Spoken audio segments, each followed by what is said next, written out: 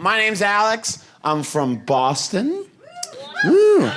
I'm from Boston. I go home every year for Thanksgiving. Really looking forward to it this year. Last year was weird because last Thanksgiving I came out to my family.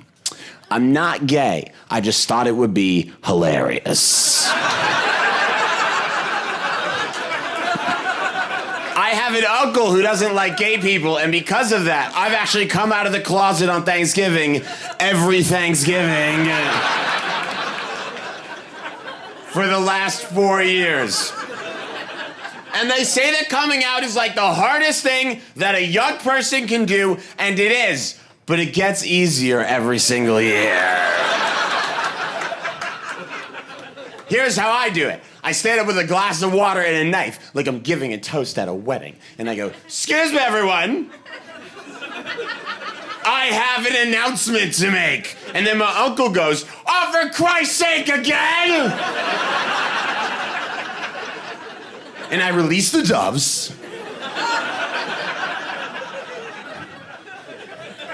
I do my musical number. I throw the glitter. It's part of the meal now. Do you know what I mean? It's part of Thanksgiving. It's part of the ritual of Thanksgiving. It's part of the... People expect it. Like the turkey comes out. The potatoes come out. I come out.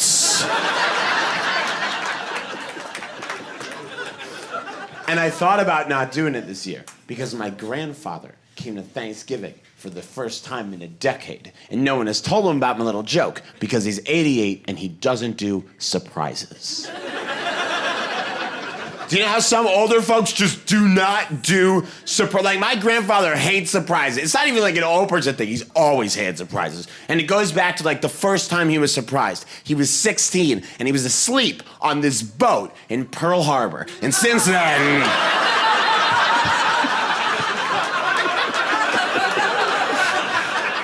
he doesn't like surprises or sushi, and we leave him alone.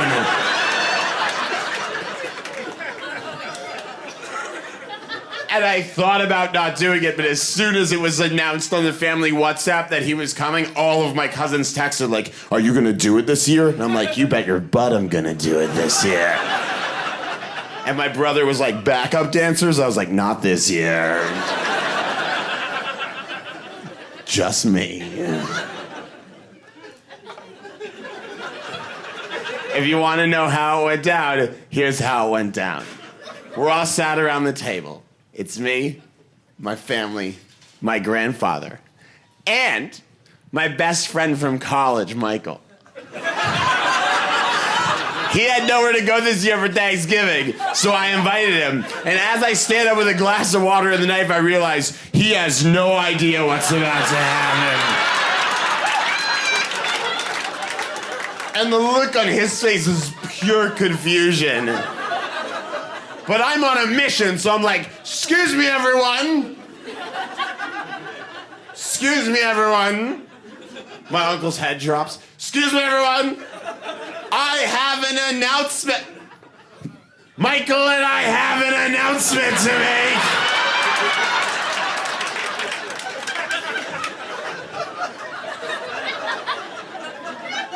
And everyone looks at my grandfather.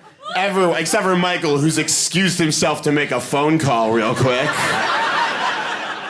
Everyone looks at my grandfather, and my grandfather crosses his arms, and he looks around the table, and real loud, he just goes, "I've known since he was 9 years old." My husband and I met at the University of Tennessee while he was stalking me. He was so in love with me. And tell me, you said, what'd you say your name was? Because I'm in brain fog. Nick, let me tell you something. I was cute, Nick. I was so cute. I was thin, and I had eyebrows. And my husband was so tickled with me that he bought me presents for no reason, no special occasion. I guess you boys know what he was after. He got it. So now,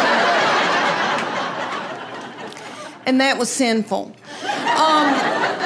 It was the 80s. So I had a bunch of kids by him and married him. Had a bunch of kids, and then now, Lord, we've been married. It'll be 28 years in April. Thank you. Thank you. Thank you, y'all. I truly believe that he would not pull me out of a burning vehicle.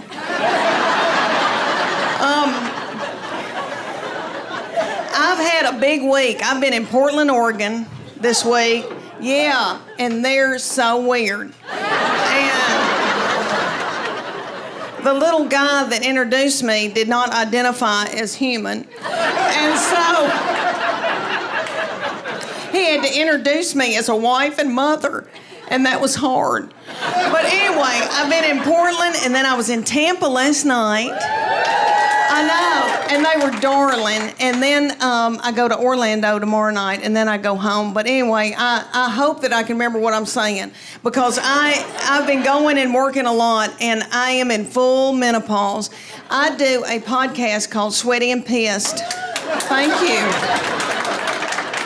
My nurse practitioner, I do it with her, and she's brilliant. So she talks about the medical part, and I talk about pinto beans. But anyway, she just did my annual, and I'm 54 years old, and she said, Leanne, you got to take that IUD out. It's time. You're old and crusty, and you don't need it anymore. And it hurt my feelings, because I always thought I'd be able to have children as long as I lived, which was crazy, because I'm 54, I'd leave a baby at Target by accident. But anyway, she put on a big headlamp, went in and got it, and then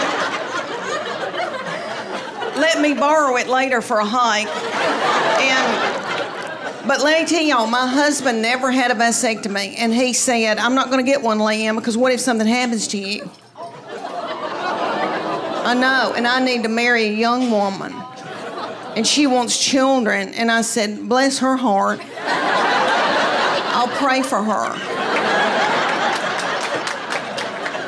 Please don't put a tight budget on her like you have me.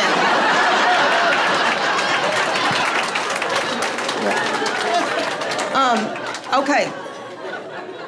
My husband and I are empty nesters. These children walked off and left me with their daddy, and he is so not fun. Because he's got to make a living. He's got to make a living, and all that money going out. Everybody's getting their eyebrows waxed and stuff like that.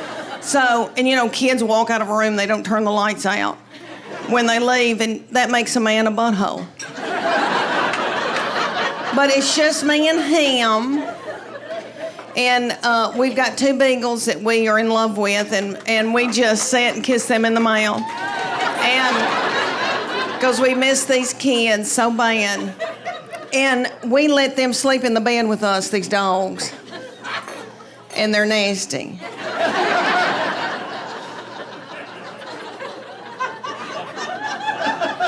He looks smart. Do you do math? I know it, honey. I get it. I dig it. Okay, so I didn't mean to get off on that tangent. Okay, so we get in the bed. We've got 2 beagles. The oldest one is from Ogden, Utah. My husband got him on a business trip and flew out there on a company plane, and the plane needed to be worked on, and so he went to a parking lot and called me and said, there's a man in a parking lot with a box full of beagles, puppies, and I want one of them. And I said, this isn't a good time for me. And he said, it'll be fine, and hung up the phone. But that beagle has been yummy, and he's now 12 years old. He's a little old man, white in the face. I know he's yummy, and my husband worships him. So we get in the bed, and my husband pulls him up to him and spoons him in the bed. And that old beagle looks at me like,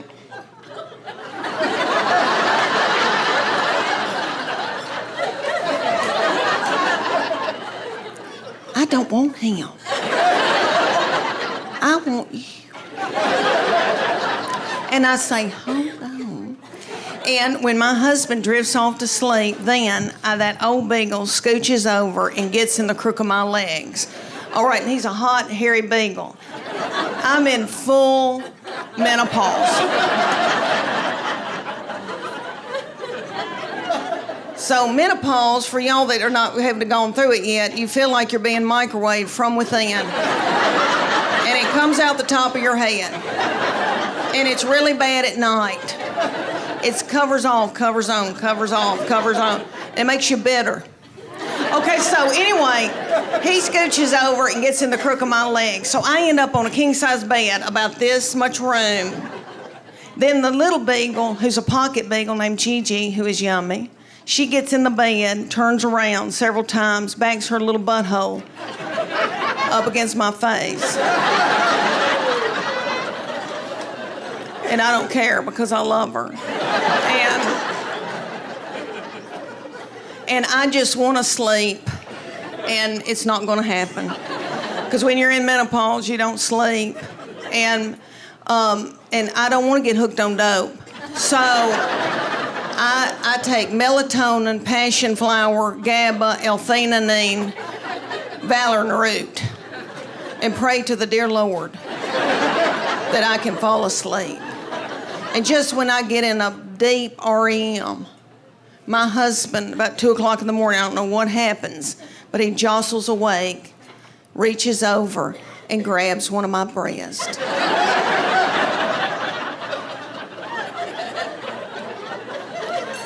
And it puts me into a blind rage.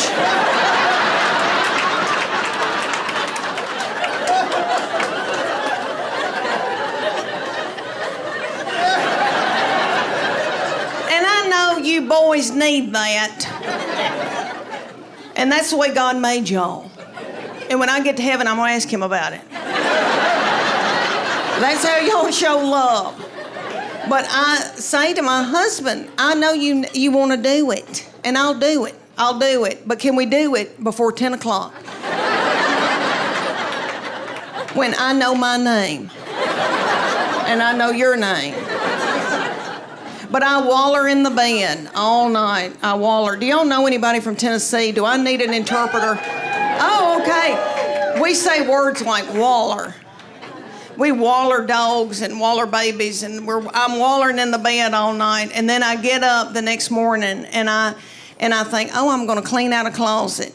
I hadn't slept one bit. This Fitbit says to me, you hadn't slept, girl. Okay, so I go to clean out a closet, and I end up in the driveway, and I don't even know how I got there. Let me tell you boys up here in Naples, y'all, I saw these fancy cars out here. My husband is very, very tight with money. Let me tell y'all that I'm driving a 2009 white Honda Pilot that's got 235,000 miles on it. Last year, lights started coming on saying, get out, Leanne.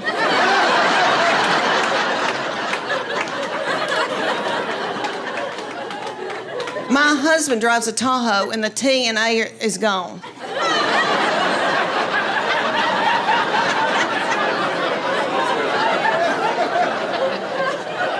He is very tight and has been saving for our retirement since he was 26 years old. I know. I hope I can live to enjoy it. But he doesn't like to spend money. So anyway, I need to get a new car, and I've been looking out here in this parking lot.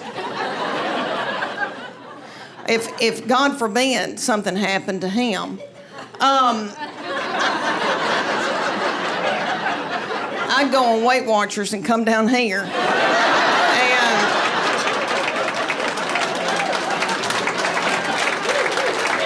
Even though, Lord, me and my best friend, we've talked about it, because I'm 54, she's 55, and we've talked about, Lord, what if we had to get a man? What if we had to get out here and date? I mean, it would cost me $1,000 just for the grooming. I've got something wrong with this toe. Toenail. I need to be on Lamisil. It's thick. Oh, if I had to get out here. She loves her husband, but she said, oh, well, if I had to, I guess I could show somebody my left breast. She said, it looks okay. Oh, y'all, all right, let me tell y'all that I've got 3 children I'm in love with, and I wanted more. And I told their daddy I want a 4th baby, and he said, y'all are sucking the financial life out of me. So he bought me a dachshund. We were living down in Texas, and she was a doll baby, and she lived to be a little old woman, and she had thyroid issues, and so did I. And so we had to get on thyroid medication at the same time, and we both gained a lot of weight. And I was walking her in our neighborhood, and a little girl came out and said, "Can I pet your groundhog?" But anyway, all right. The 3 children I did get to have been a blessing, and I'm in love with them. I've got a boy and 2 girls, and my boy has been so much easier to raise. Who do you think's easier to raise, boys or girls? Just yell it out. Boys. Every once in a while, there'll be a frail little woman yell out, "Girl." But I think she's being threatened. No, I love my girls. I love my girls. And I know that when I'm in the nursing home, they'll be the ones to come and pluck my chin hairs. But my boy has been so easy. And I got to tell y'all, I think firstborn, they are, they want to please you and that kind of thing. But he was born an old man. Have you known anybody that was born an old soul? He was born an 80-year-old man. He has had a garden since he was in 6th grade.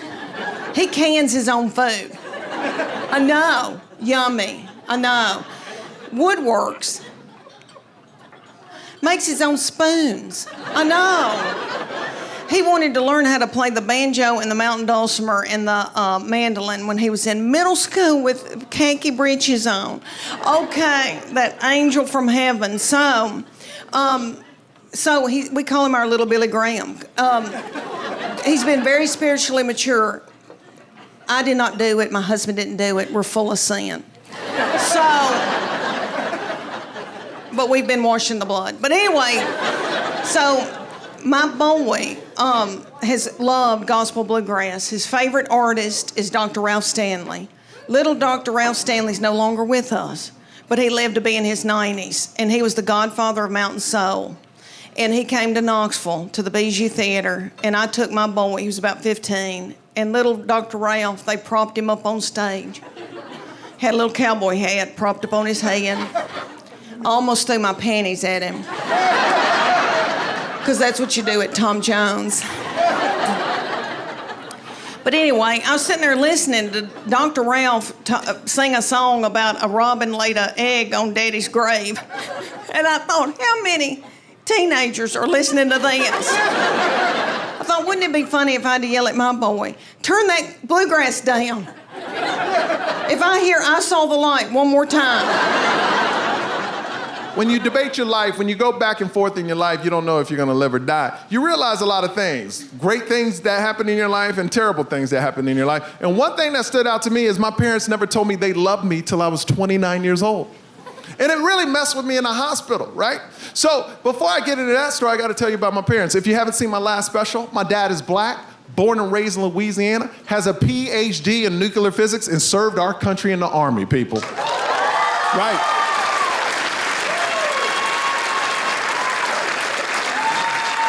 Now, in the last special, he was 75, now he's 78, and he hasn't changed. He's still black and has swag. He still walks around the house like this, you know what I mean?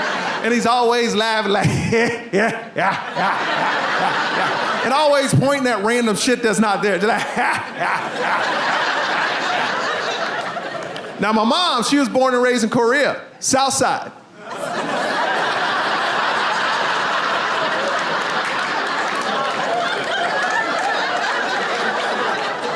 Now we know who doesn't watch the news in this room. I said it in my last special, Blasian. It's tough having an Asian mom because if they think it, they say it, they have no filter. My mom just turned 70 and now all bets are off. She does not care. I never thought my mom could be worse. My mom won't even say people's names to me anymore because she would rather describe them to me. She calls me the other day and goes, you know what? I like your friend, he nice. I go, which one? She goes, fat boy, small feet. But I knew exactly who she was talking about. Because with my mom will say things that make you mad. She will say things that make you want to fight. But my mom really feels that she can say anything to anybody. Because it's a truth. Oh, you don't like truth? Why you mad? It's a truth. Do I lie? Do I lie?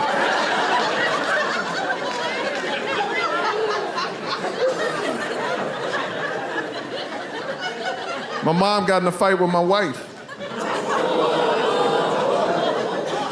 Now, full transparency, my wife cooks like once every couple of, once.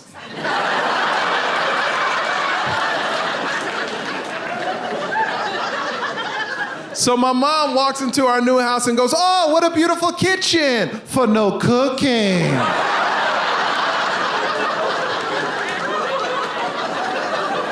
I go, "Mom, you can't say that in my house." "Nuh-uh, not to my wife." She goes, "Why? It's a truth. You don't like truth?" And then to me and my wife, she goes, "Do I lie? Do I lie?" I look at my dad for help. He's like, "Walk away, son, walk away."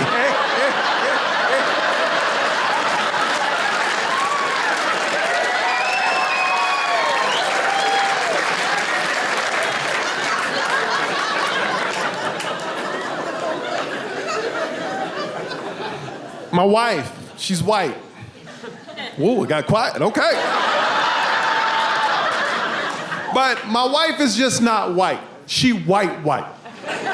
Now, I know a lot of people in here are white, and you're questioning yourselves right now going, am I white? No. My wife is whiter than you. My wife is from Gillette, Wyoming white. You hear that? When white people intimidate, like, damn. That's white. But we got a beautiful family, man. We got 2 kids. My son is now 5, my daughter's 2, and they're black, white, and Asian. That's right. We gave birth to pandas.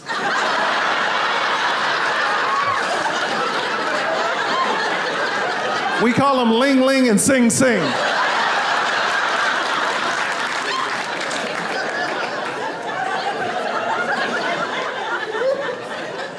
And my last special, I talked about this when my son was born, because I didn't have a daughter at that time. When my son was born and the doctor handed me my son. It's crazy as a father because I knew I would die for him, right? And I don't even know this dude.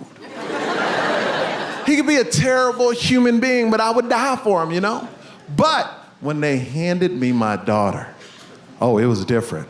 I was like, oh, okay. I would kill for you. I became a murderer overnight. Because the family dynamic to me is crazy. Like, I would die for my son, I would kill for my daughter. But here's what's crazy. I wouldn't kill for my wife. Because that's not my job. That's her father's job. I don't want to step on anybody's toes.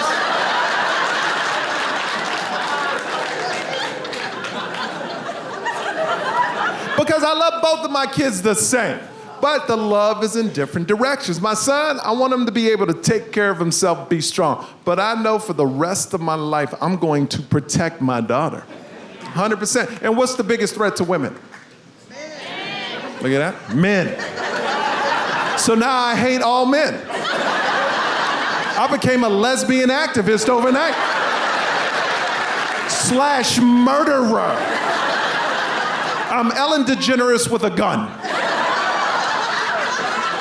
Because every man's a threat to my daughter. Every single man eventually will be a threat to my daughter. I hate my son.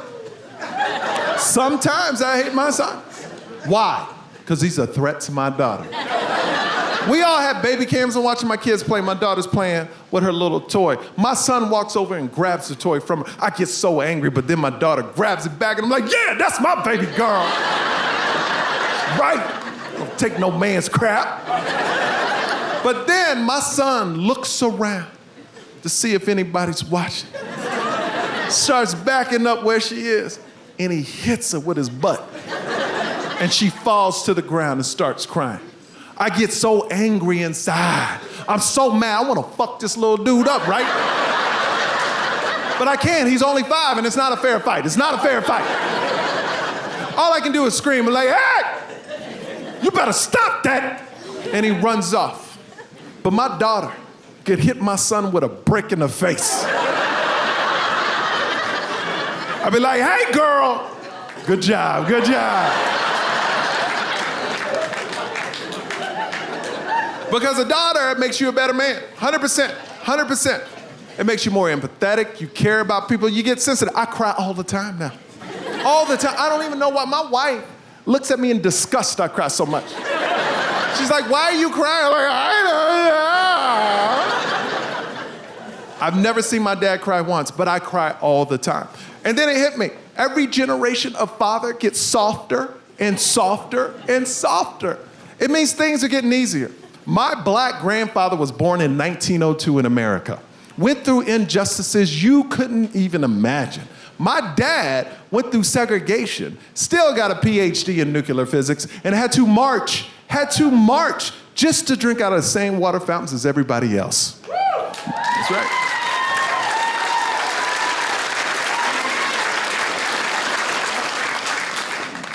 Me?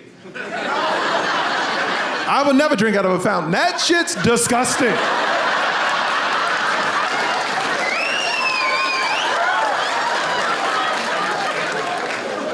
But my dad, man, I can't take him to the park because he has to drink out of every freaking fountain. I'm like, you fought for this? He's like, I deserve this, son. I deserve it.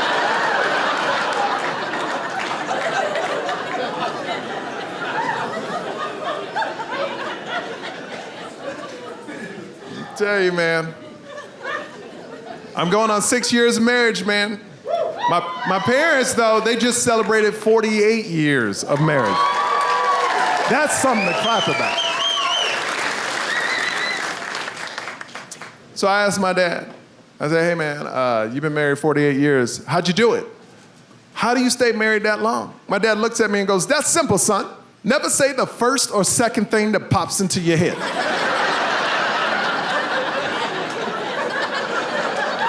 You always say the third. I go, what's that mean? He goes, well, the first thing, you will get a divorce. The second thing, you are on the couch. But the third thing, happily ever after. I'm 6 years in, I don't get it. Till about a month ago. Me and my wife are driving to Vegas. She packs a cooler of food for our 2-year-old daughter.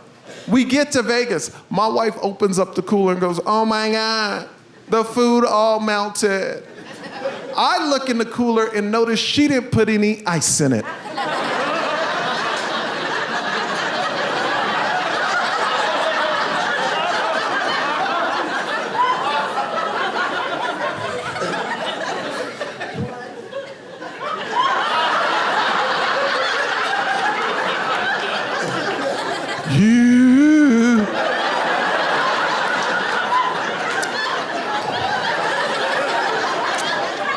I manned up though, you know, hey baby, you didn't put any ice in the cooler. My wife looks at me and goes, you don't need to put ice in a cooler. It's a cooler, duh.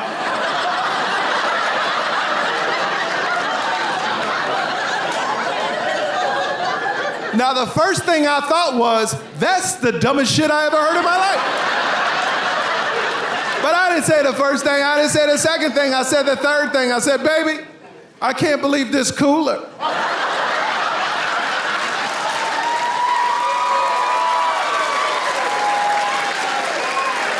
is broken. And so I have like 4 old dude male comic friends who I swear to God are nice enough guys. But they have recently said to me that you can't even flirt anymore, man. You can't even flirt. You talk to a woman, she thinks you're harassing her. And I have this to say. Are you sure you're flirting? Because I've never flirted in my life. I am married, but not because of any interpersonal skills, right? I'm married because of online dating. Online dating is the last bastion of you can go somewhere and look at each other and both of you go, well, I would make out with that. Would you make out with this? And then you move forward from there. And That's why I'm married. Prior to internet dating, I had 2 ways of hitting on guys, and one of them was stone cold sober. If I liked a guy, I would stand next to him for years. Absolutely never successful. Second way, I'd get liquored up. I'd go to the bar. I'd walk up to any promising dude and go, "This needs a tune-up. You want in?" Neither one of those is flirting. One of them is harassment. Right here. How do we know? How do we know? Because of how the men would respond. That's how we know. Almost all of them said, "Ew, no." And then some of them said, "Sure?" We then proceeded to have what can only be called consensual but regrettable sex. I don't know if you've had much regrettable consensual sex, but it's mediocre, my friends. It wasn't great. The only thing I ever did with it was we used a condom. Big fan of the condom. The youngest of 6, can't possibly be dropping babies around this country. And of course, the clap. But it was weird. Sometimes men would say, a fella might say, "I don't want to use a condom. Doesn't feel as good. I don't want to use a condom." And then I would say back, "Does it feel better than not any sex at all?" So those are your 2 options. And then we would then proceed to have sex with a condom because we had both already settled, you guys. But my favorite was a guy who said, "I don't want to use a condom. Doesn't feel as good. Don't you trust me?" No. We went 35 minutes ago to bowling alley. I trust you not to kill me in the next 7 to 11 minutes.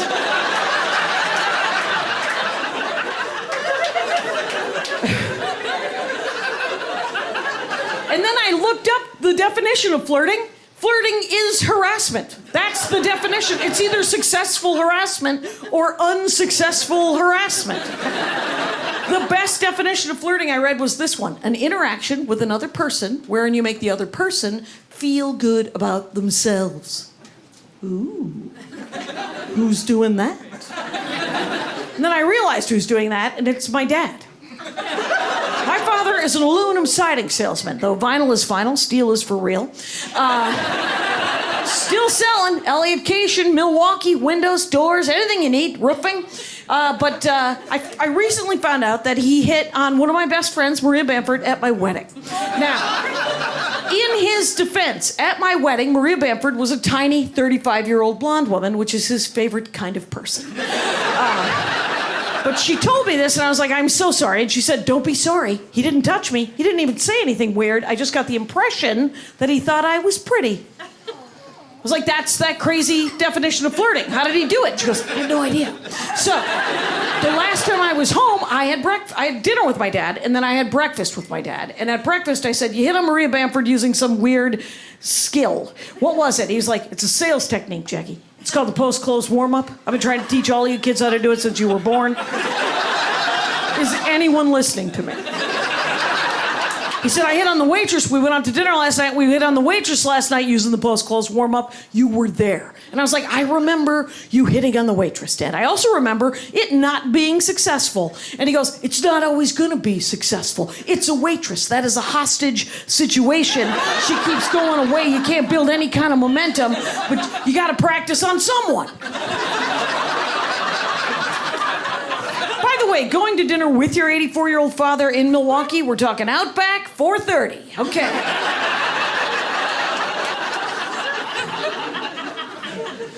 The waitress came to the table. My father looked at the waitress and said, "You are very good looking. You look very familiar. Are you an actress?" "You are very good looking. You look very familiar. Are you an actress?" And she said, No, I'm a waitress."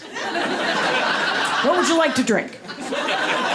He got the coffee. She goes away. She comes back. My dad goes, "You just seem so familiar to me. I feel a connection with you. Maybe we've met before." And she goes, "Maybe. I meet a lot of people. What would you like to eat?"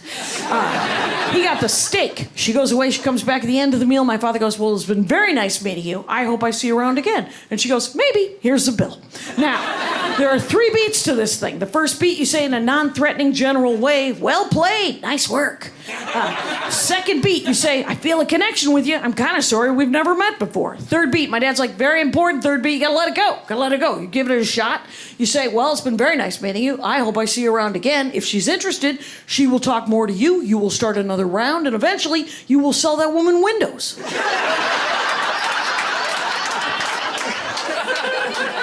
I love my father a great deal. And if you were to look at him objectively, actually, I don't recommend that. I recommend you look at him subjectively through the love in my eyes, because he's very smart, he's very good with money, he loves talking to people. Actually, like 3 weeks ago, he calls me up and he's like, so I'm watching TV, and at the commercial, there's an opportunity to get a free $100 square pillow. I was like, yeah? He goes, yeah. So I called him up and I was like, I'd like my free square pillow. And he said, well, give us your information. I did. I hung up. Moments later, guy calls back, different guy, to sell me a $6,000 electric bed. And I was like, yeah, that's what that's for, Dad. He's like, I know. I talked to him for like 90 minutes. And it was great, $6,000 electric bed. Talked him down to $3,600. And then he finally said, you know, give me $100 over the phone and then send me $100 a month. We'll bring the bed over to your apartment. And I said, you know, I'm 84. I'm going in tomorrow for heart surgery. If I live, I'll call you back. Click. So he's like, the guy was a pretty good salesman. I think I saved like 3 old people having to talk to that guy. He's very good at a lot of different things. Like he's my brother Russ, who lives in Milwaukee, hangs out with him all the time. He's like, sometimes Dad will tell me that if I get a certain stock in like a week and a half, I can turn it around and make like 10 grand. And I remember the first time he told me that, I was like, really? And he's like, yeah, you should. Don't bother though. And my brother Russ is like, why wouldn't I? No, I want to make 10,000. Why wouldn't I do that? He's like, well, there's not really fun in that. It's because you could make $250,000 if you invest in this other stock, and some sort of mousetrappy kind of Rube Goldberg thing happened where like a swan came by and rolling a bowling ball. You could make like $250,000. And my brother Russ goes, I think I'm just gonna do the $10,000 thing, Dad. And my dad's like, it's boring, but okay. So he's done it like 6 times, and he has like a Scrooge McDuck pile of money. And I was like, hey, Russ, you got 5 siblings over here. When Dad tells you something like that, why don't you call the rest of us? And my brother Russ goes, why don't you call your dad more often? He's not wrong. I did call my dad not long ago, and I was talking to him, and I said, I was just making conversation. And I said, I turned down a gig. And he goes, you just turned it down. And I said, yeah, didn't want to do it, Dad. And he goes, what was the first thing I taught you? And I was mad because I didn't like his tone of voice. And so I said, I don't know, pick up other people's change. And he became very angry since he's never said that. He said, no, the first thing I taught you all was never say no without a number. And I was like, that does sound familiar. What the heck does it mean? He goes, you don't say no. You say, I'd love to do that. I'm going to need, and then you pick a giant number. And I was like, 17 grand. He's like, that's a good number. He's like, odd number, strong. He's like, I would love to do that. I'm going to need $17,000. And then they say, oh my gosh, we don't have $17,000. And then you say back, well, thank you so much for thinking of me. If your budget ever goes up, keep me in mind. But know that my prices are always rising. So you can turn it down in perpetuity. And I was like, that's the greatest thing in the world. I'm totally going to do that. And I tried to do it, and I did it wrong. I asked for $2,000, and I got it. So I called my dad, and I said, never say no without a number didn't work, Dad. And he goes, yeah, every experience is a learning experience. What'd you ask for? And I said, $2 grand. He said, now, you know what you learned? Everyone has $2 grand. Yes. And now I have $2 grand, but I have to go to Montana in February.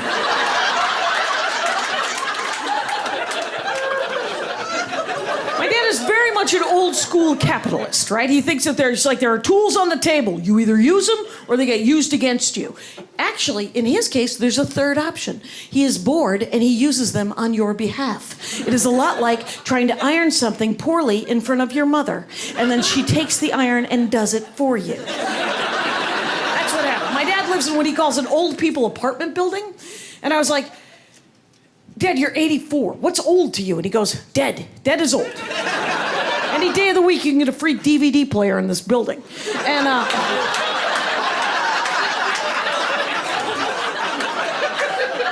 he says, okay, so I'm walking by the common area, and inside the common area, there's an old guy, like 94, 95 years old. He had just gotten out of the hospital. He had just had surgery, and he has Medicare. He has secondary insurance, but he was kind of freaking out. He was almost crying because he had gotten 2 more bills, one from the hospital, one from the surgeon, for more money, for like 30 grand, 35 grand, and he was really upset. My dad pauses, and he goes, can you believe people think they got to pay hospital bills? I was like, Dad, they're bills. People pay bills. And he's like, not a hospital. You die owing a hospital money. That's a win right there. You send them $5 a month. You're trying. They can't do anything.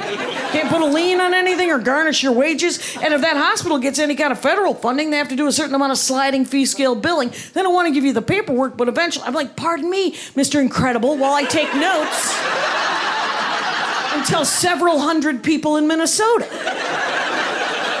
You ever see The Incredibles? The most heroic moment of The Incredibles was when that guy finds that paperwork for that old lady. And the rest of the movie, quite nice. But that movie, heroic. Okay.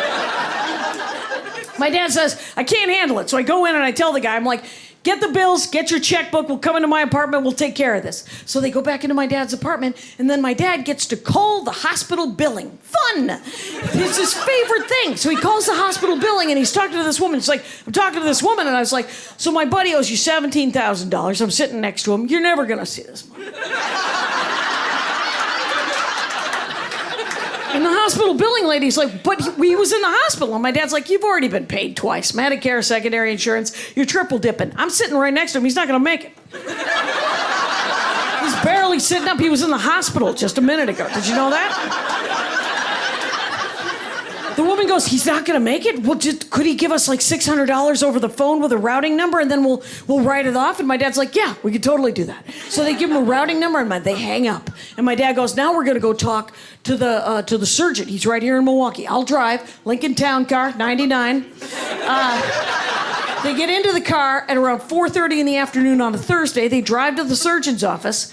And my dad goes into the surgeon's office. He goes up to the receptionist and says, my buddy owes you 15 grand. He's here. He's got his checkbook. We'd love to talk to the surgeon. The receptionist is like, please come and sit down.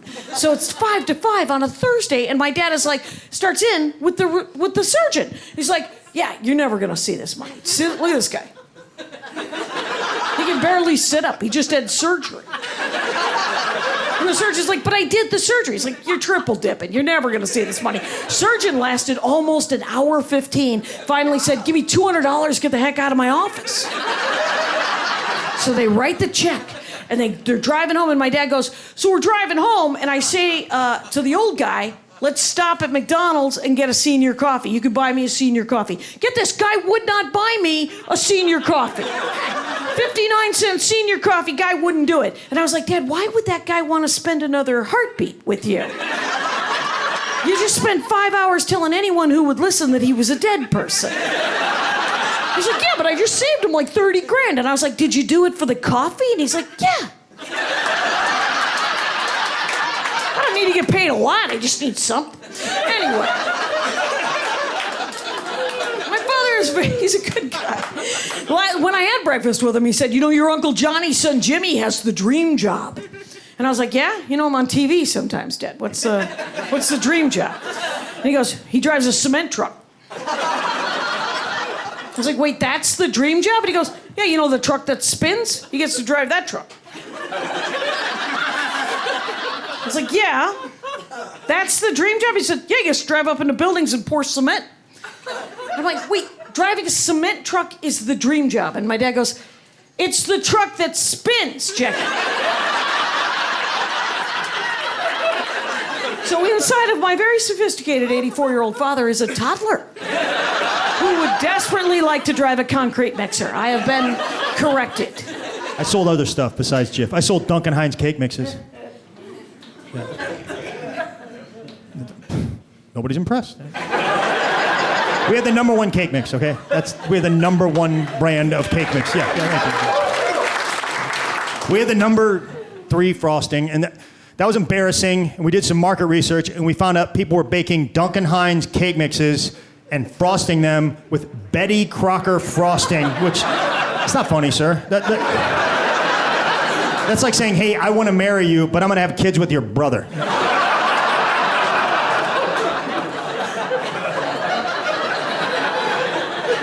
The other frosting was Pillsbury. I hate them. Like the Doughboy, like their frosting was called Funfetti. Funfetti. You know, like the Funfetti's a fraud. Basically, they had like 70 items, 68 were the same thing. You know, like it was all vanilla frosting with candy in it. Vanilla frosting with candy hearts. Vanilla frosting with candy guitars. Vanilla frosting with candy mermaids. You don't need all of those. Well, my daughter likes a variety. Well, your daughter needs to grow up. Like when I was a kid, we had variety. On your birthday, cake. On the other days, no cake.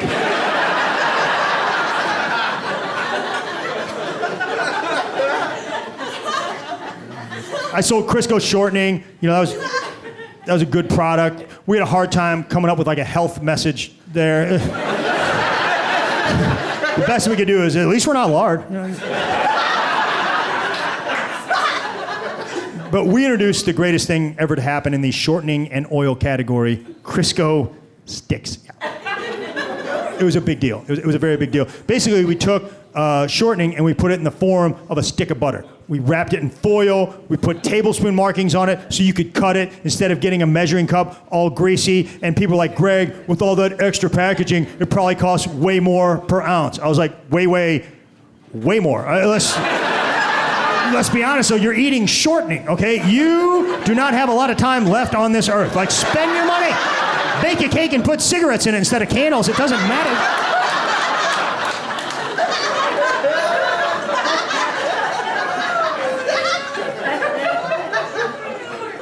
I sold orange juice. We had the Citrus Hill brand. Most of you guys probably don't remember it. We weren't there long, but everything that you guys enjoy in orange juice today, we came up with.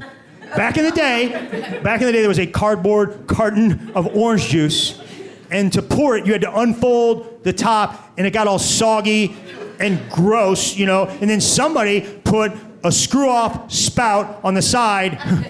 You're welcome. Are we like...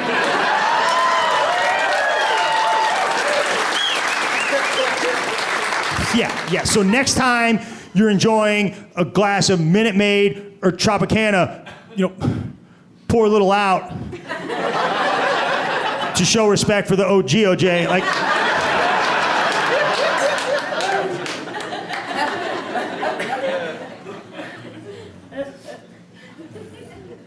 but my passion was peanut butter. You know. It's important to me. You know. What kind of peanut butter you eat, ma'am? Jif, yeah, I could tell. You have beautiful skin. I can see these things, yeah. What about you, sir? Jif, yeah. You're not just saying that, right? You, sir? What do you eat? You don't eat peanut butter? Okay, you can go.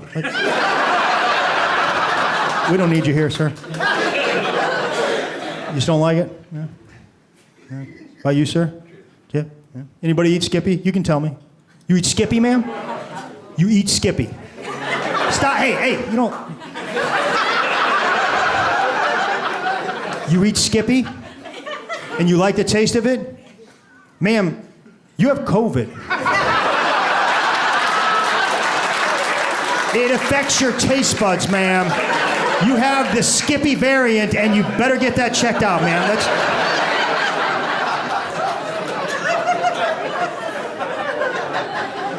What about you, sir? Peter Pan.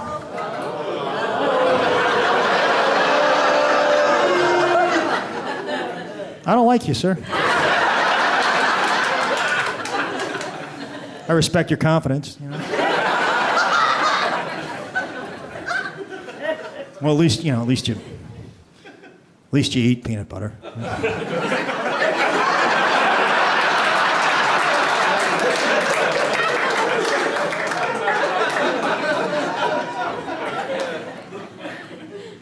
I've heard a lot of excuses why people don't eat peanut butter. My son has a peanut allergy. We don't keep it in the house. Well, we did a lot of research at Procter & Gamble, and we found out that your son is a faker.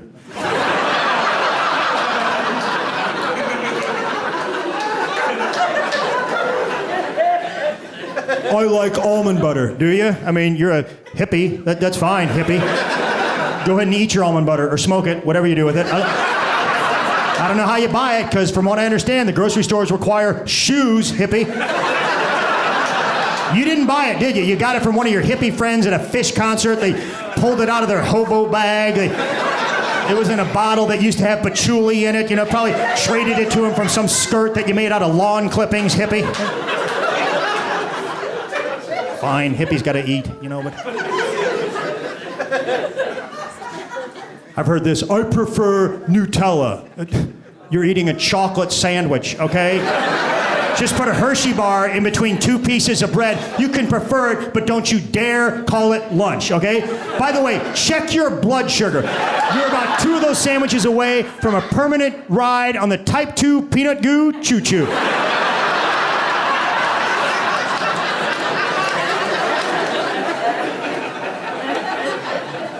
Now listen, you know, I said a lot of stuff here. I said some bad stuff about Peter Pan, you know. I said some bad stuff about Skippy, you know, and I meant it. I hate them, you know. I hate them, but I respect them on some level. They've been in the game for a long time. You know, they've been there. They were there before Jif. I respect them. There's some peanut butters think they can just jump in the game, you know, like Reese's. Remember when Reese's all of a sudden said, we're a peanut butter, you know? I'm sure they were thinking, hey, we're a candy bar with peanut butter as a main ingredient. How hard could it be to be just peanut butter? Real hard, Reese's, okay? You're gonna find out what it's like to stand on your own. You don't have chocolate to hide behind over here. We're not playing trick-or-treat games. We are feeding families in this aisle. Just be a candy. That's what you are. Be a candy. You don't see Ring Pop trying to get in the jewelry business.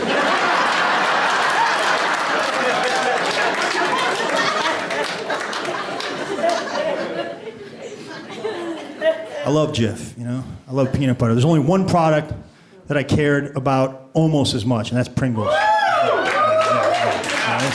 Pringles is a great product. We introduced it in 1968. It came out strong, and then the government got involved. They said, hey, you're not made of 100% potatoes. You're made up of corn and soy and wheat and potatoes. You can't call yourself potato chips. You have to call yourself potato crisps. And people are like, yeah, we still like them. You know, and the government was like, you know, they're not made of 100% potatoes. And people are like, yeah, we kind of figured that when they were uniformly stacked on top of each other in the perfect shape of a horse saddle. You know those gummy orange slice candies? Not real oranges. We figured that out.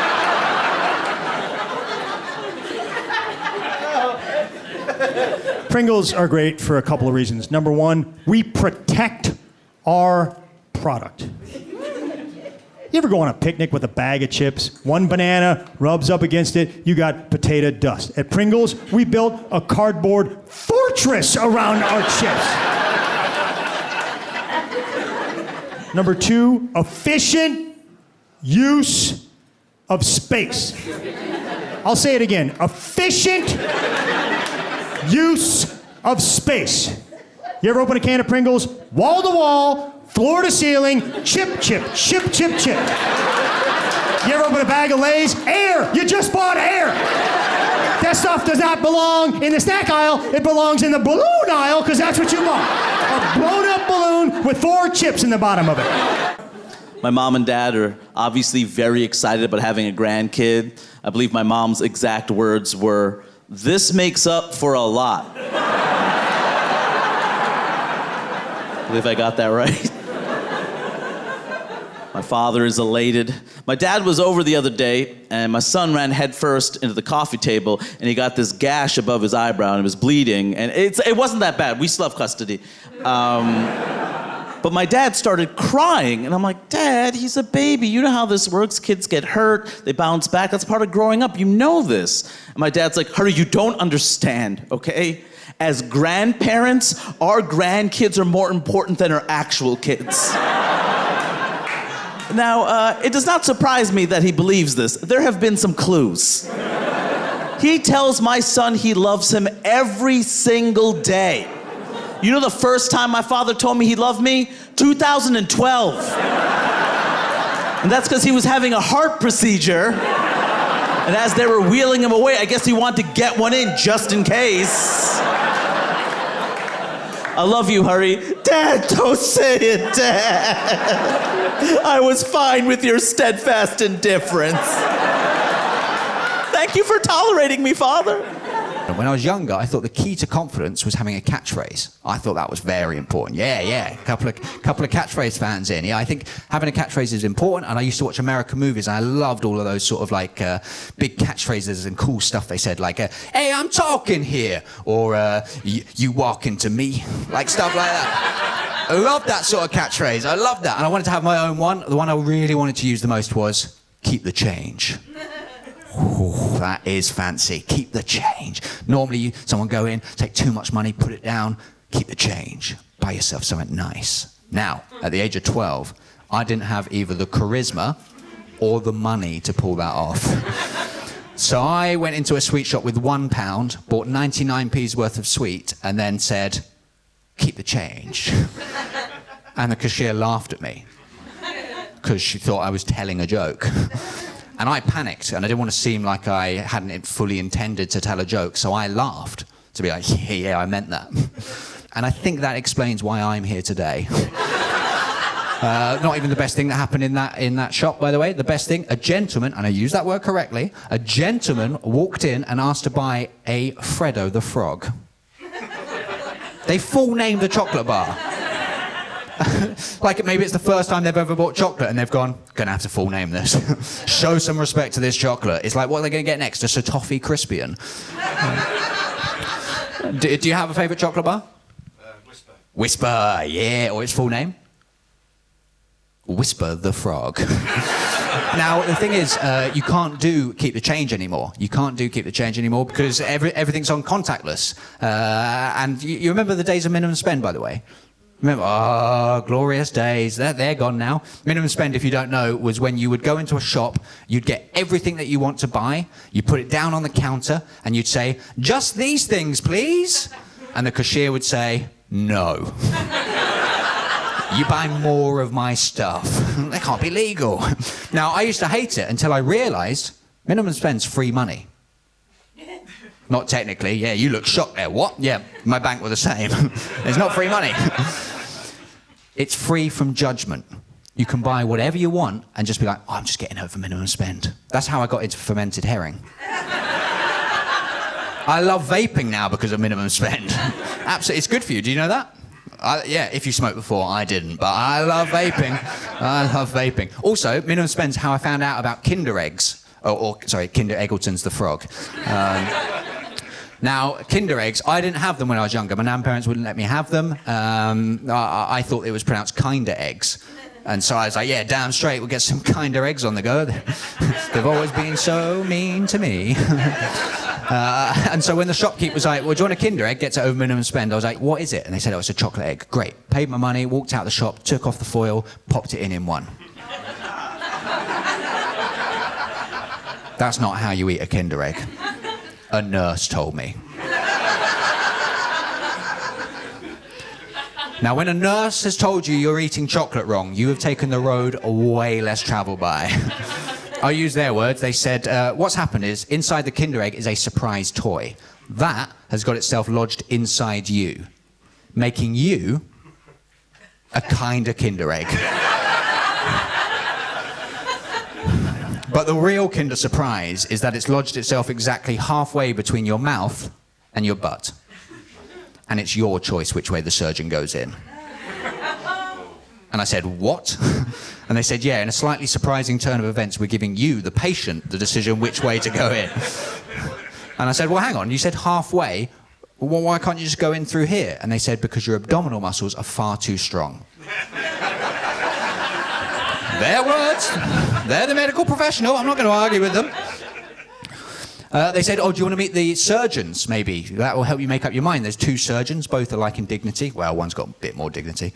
There's the mouth entry specialist and the butt entry specialist. And I was like, yeah, send them in. So they sent the first one in, Dr. Botti, Italian lad, nice guy, actually, was the mouth entry specialist.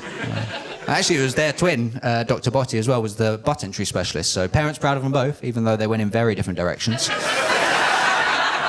And we chatted about it. We were trying to work out what we're doing, and someone suggested, why don't we do an X-ray, find out what the toy is, and Dr. Botti was like, no, I want it to be a surprise. Kinder Egg purist. Gotta respect it. Gotta respect it. In the end, we did. We did an X-ray, found out what the toy was. It was one of those little racing car toys. So what we did was a little bit of both. They went in through my mouth, pulled it back, let it go, and it just shot out through my butt.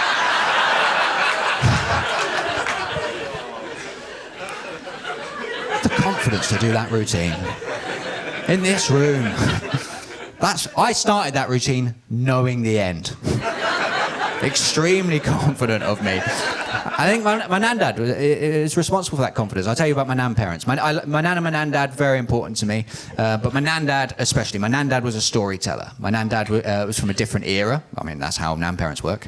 My nan dad would tell me amazing stories about a different world, stuff we could barely understand. Like, my nan dad told me once, and look, the people who are laughing at nan dad are in the right. You're in the running big time. The person in front of you is like, stop laughing at nan dad. You're out the running.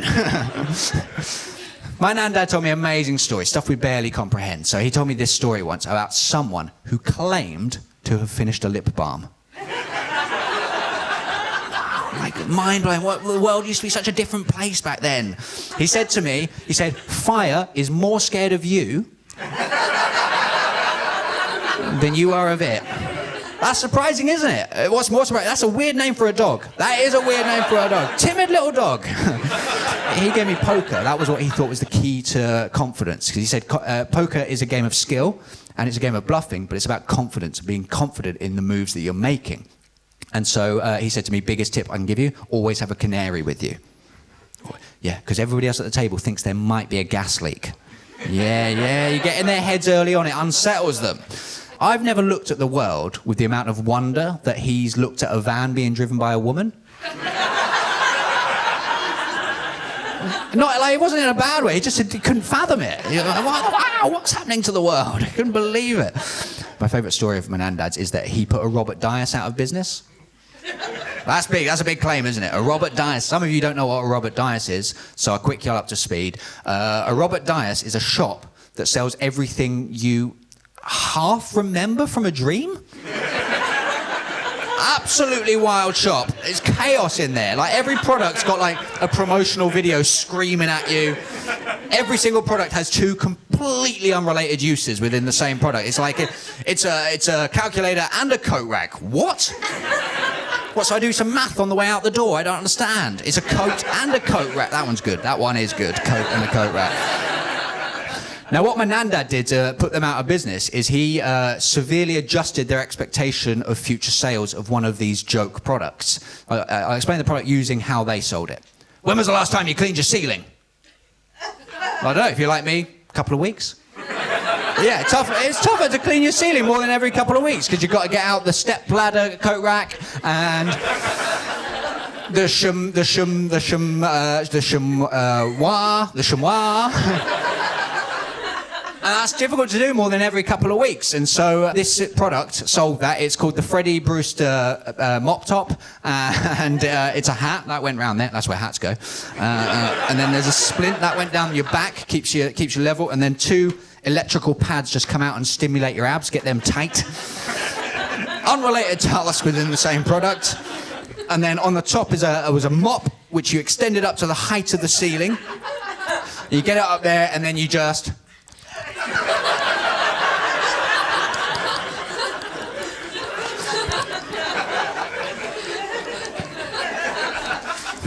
until either your ceiling was clean or you passed out.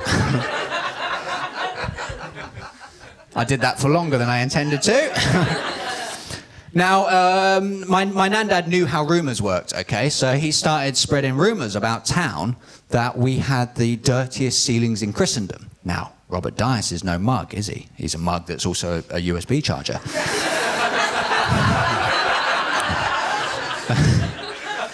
And he heard that, he heard those rumours and thought, oh, blimey, this Freddie Brewster mop top's going to sell out. So they ordered in a load more stock, rebranded as the Freddie Brewster Mop Top Emporium, and then no one in that town bought any of that frankly wild product. And my nan dad also firebombed the place. Anyway, I don't know if that story's true. but I like what it says about him, and that's the main thing, because as I say, he's a storyteller, and I think he gave me that. I think that's why I do that now.